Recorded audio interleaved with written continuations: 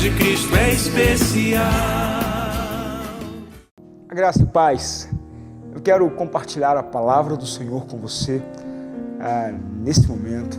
E a palavra que eu gostaria de trazer para você hoje se encontra no livro de Atos dos Apóstolos, no capítulo 16, a partir do verso 6. Do verso 6 até o verso 10. Eu quero meditar hoje com vocês sobre o seguinte tema: a centralidade de Cristo nas mudanças da nossa vida. Existem coisas para mudar na sua vida? Ou coisas que deveriam mudar e não mudam? Então, eu quero pegar um texto e aprender alguns princípios básicos sobre como Deus muda a nossa vida, como Ele interage na nossa vida, dentro da nossa vontade ou não, e aprender algumas lições importantes com o apóstolo Paulo e os seus companheiros da segunda viagem missionária a partir desse texto, que eu convido você para ler comigo agora. Atos dos Apóstolos, capítulo 16, a partir do verso 6. E percorrendo a região frígio-gálata, tendo sido impedidos pelo Espírito Santo de pregar a palavra na Ásia, defrontando Mísia, tentavam ir para a Bitínia, mas o Espírito de Jesus não o permitiu. E tendo contornado Mísia, desceram a Trode. À noite sobreveio a Paulo uma visão na qual um varão macedônio estava em pé e lhe rogava dizendo: passa a Macedônia e ajuda-nos. Assim que teve a visão, imediatamente procuramos partir para aquele destino, concluindo que Deus nos havia chamado para lhes anunciar o Evangelho.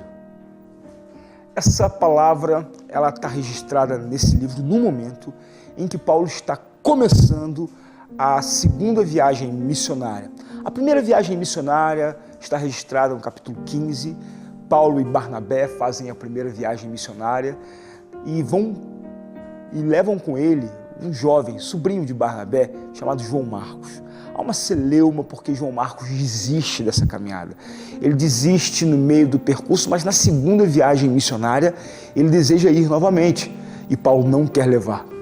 E então Barnabé diz: vamos levar? Não vamos. Então Barnabé fala assim: você vai com Silas, que eu vou para outro lado com João Marcos. E então assim começa a segunda viagem missionária. Companheiro de Paulo agora não é mais Barnabé, mas agora é Silas, e Lucas também segue com Paulo, e é ele quem registra o livro de Atos dos Apóstolos. Paulo era um homem muito organizado.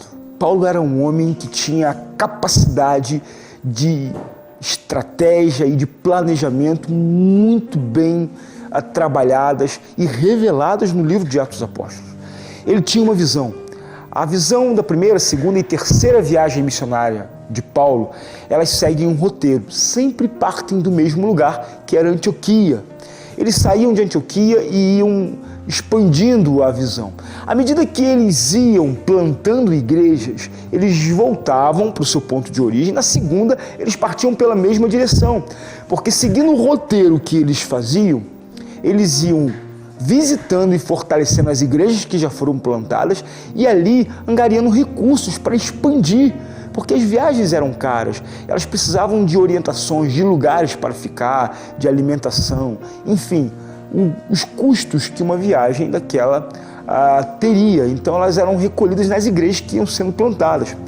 O propósito de Paulo na segunda viagem missionária era ir para a Ásia Menor, porque na Ásia Menor haviam lugares importantes, como Éfeso, como Esmirna, como Tiatira, que são as igrejas do Apocalipse. Laodiceia, uma cidade rica, né? Haviam lugares importantes que poderiam ser alcançados e poderiam ser molas propulsoras para o Evangelho em todo o mundo, né? Então o interesse de Paulo era ir para a Ásia Menor.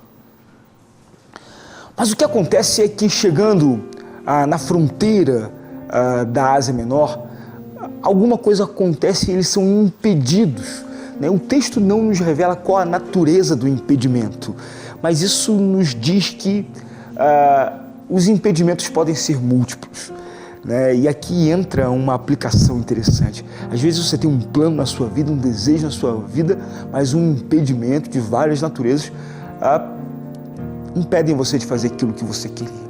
Isso incomoda muito a gente. eles são impedidos de ir para a Ásia Menor e vão até Troade.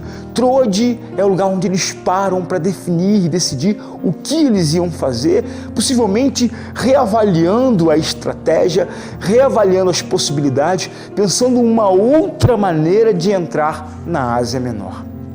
Sabe, Deus é um Deus de mudanças. Uma das características de Deus é mudar. Não mudar Ele, porque nós cremos que Deus em si, na sua natureza, na sua ação, Ele é imutável. Mas Deus muda a nossa história.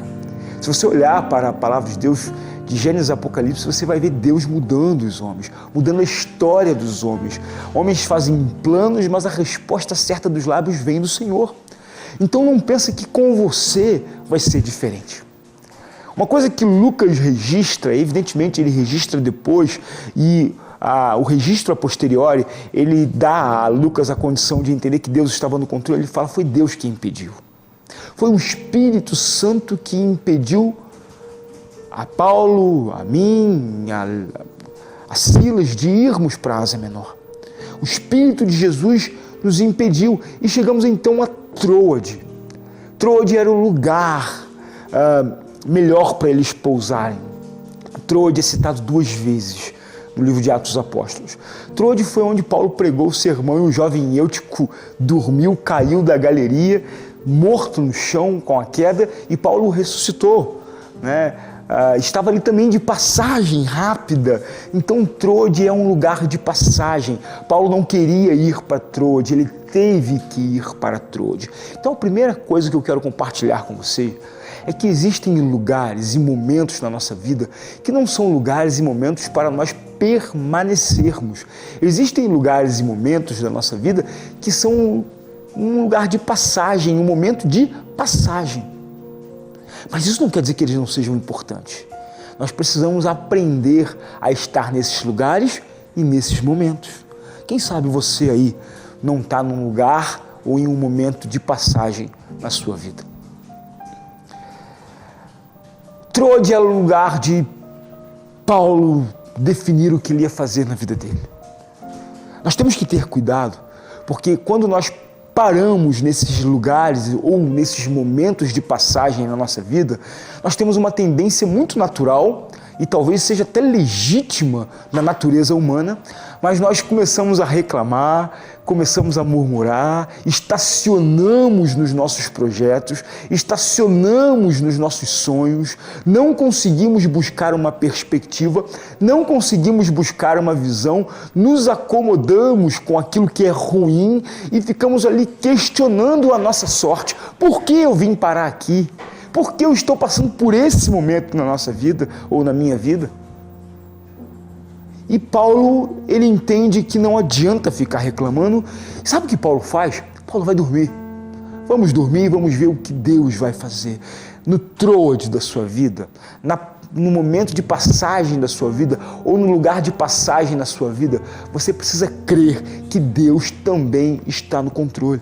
Ele te leva a alguns lugares para te dar visão. Normalmente o lugar que você tem a visão não é o lugar que você fica. É o lugar que você visualiza para onde você vai. Lembra de Moisés, quando chegou no monte e avistou toda a terra de Canaã? Então, ele não ficou ali. Na verdade, até Moisés ficou, mas o povo não ficou ali. O povo foi para Canaã. Mas o lugar que se tem a visão não é o lugar onde você desenvolve a visão.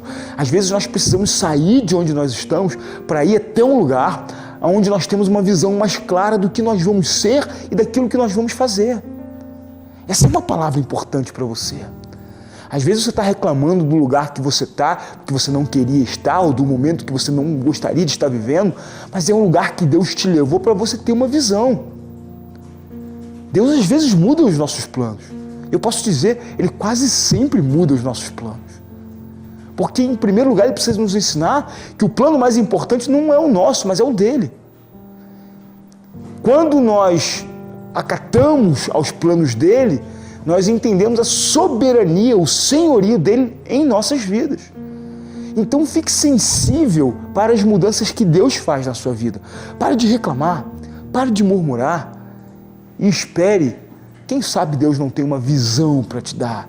Agora, a reclamação, a murmuração, a lamentação, elas impedem os seus olhos de ver aquilo que Deus quer te mostrar. Creia que é assim que acontece. E então, naquela noite, Paulo teve uma visão. Veio um varão, ou seja, um homem, um macedônio. A Macedônia era a região onde estava a Grécia antiga, né? Não só o país que nós conhecemos hoje como Grécia, mas todo o império que um dia foi dominado pela Grécia de Alexandre o Grande, onde ele começou todo o processo de helenização que foi tão importante para a cultura ocidental na qual nós vivemos hoje. Eis que surgiu um varão macedônio e disse para Paulo: Paulo, passa a Macedônia e venha nos trazer a palavra. Não era um plano de Paulo ir para a Macedônia naquele momento. Talvez fosse um plano para um outro momento. Mas Paulo levanta de manhã, compartilha a visão. Paulo tem um time que crê na visão. É interessante que quando Lucas vai registrar, veja aí no verso 10, assim que Paulo recebeu a visão, partimos. Paulo não partiu sozinho, quem estava com ele entendeu que a visão não era só para o líder, mas era também para os liderados. E aí isso traz uma visão muito importante para as nossas igrejas nos dias de hoje. Na igreja hoje todo mundo quer ter visão, mas ninguém quer seguir a visão. Entenda que Deus vai ter um líder. Se Deus colocou um líder na tua igreja, na tua vida, é para ele que Deus vai dar a visão. E você precisa aprender a seguir a visão com o teu líder. Você precisa aprender a caminhar com o teu líder, porque nesse egocentrismo cristão que nós temos hoje, todo mundo quer ter a sua visão e ninguém vai para lugar nenhum. Então Silas e Lucas seguiram com Paulo para Macedônia. E sabe o que aconteceu? Paulo plantou grandes igrejas. Paulo plantou a igreja na Grécia, em Atenas. É no capítulo 17 que Paulo vai fazer um dos mais brilhantes sermões, que é o sermão de Paulo no Areópago. Paulo planta a igreja em Filipos, Paulo planta a igreja em Tessalônica, a igreja de Tessalônica, a igreja em Filipos, ou seja, os crentes tessalonicenses e os crentes filipenses são de grande importância nas próximas viagens missionárias, na vida de Paulo. E as cartas que Paulo escreve a essas igrejas são importantíssimas. O que acontece na Grécia é extraordinário. A Grécia é o centro nevrálgico do pensamento. E Paulo entra lá, e Paulo planta uma igreja lá. Extraordinário. Querido, deixa Deus mudar a sua vida. Tenha coragem de ter uma visão em Troade, mas não permaneça lá. Vá para onde Deus tem revelado a visão. Tenha coragem de seguir os princípios e os conselhos que Deus tem para a sua vida. E você vai ver como as coisas vão acontecer. Né? Ora, aquele que é poderoso para fazer infinitamente mais de tudo quanto pensamos e pedimos. Foi isso que Paulo escreveu aos Efésios. Igreja que foi plantada logo depois. Sabe, lembra que Paulo tinha o sonho e o projeto de ir para Éfeso? Ele não abortou esse plano. Ele só foi postergado. Depois Paulo foi para Éfeso. Aprenda a deixar Deus mudar os seus planos. Às vezes você está aí em Troade e reclama que nada muda na sua vida. Sabe, às vezes nada muda porque você não muda. Você não para ouvir o que Deus tem para dizer para você. Tenha coragem de abrir o teu coração, de abrir os teus ouvidos, de abrir os teus olhos e ver o que Deus tem para você. Nós somos muito resistentes à mudança. Às vezes nós nos apaixonamos muito pela visão que nós temos, que nós criamos. E por não querermos nos submeter à visão de Deus, é que nós ficamos estacionados em momentos difíceis da nossa vida. Então, querido, que Deus abençoe você. Que essa palavra seja uma palavra inspiradora e motivadora para você. Essa mensagem eu preguei na Igreja Presbiteriana Central na íntegra. Fiz uma exposição em todo o texto e contexto. Se você quiser assistir, clica lá no canal da Igreja Presbiteriana Central no YouTube e você vai ver essa mensagem, a centralidade de Cristo nas mudanças da nossa vida. E você vai poder ser abençoado com essa e com tantas outras mensagens que nós temos lá para você.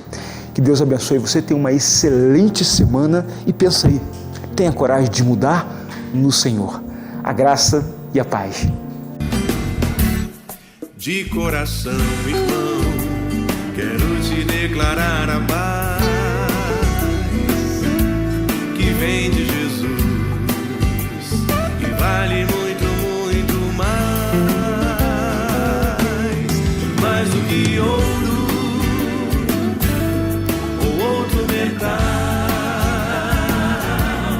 mais do que tudo, a paz de Cristo é especial.